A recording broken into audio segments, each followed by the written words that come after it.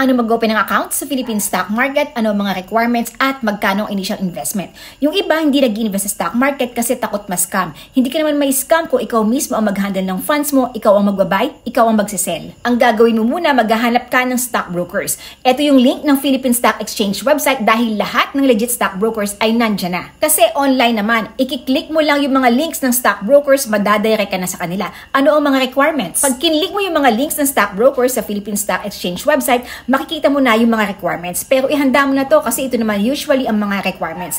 Valid IDs, TIN, Philippine bank account, and of course, initial investment. Ngayon, magkano ang minimum amount para makapagsimula ka mag-invest sa Philippine stock market? Depende kasi yan sa stockbroker eh. So, ang kailangan mo talagang gawin is makita mo yung minimum requirement ng stockbroker para makapag-open ka ng account sa kanila. Siguro mag-ready ka na lang kahit mga 10,000 pesos para at least makapag-open ka ng account. Kasi yung 10,000 pesos na yan, pwede mo nang idiretso ibili ng stocks yan dahil ang charges naman is for every buy and sell lang.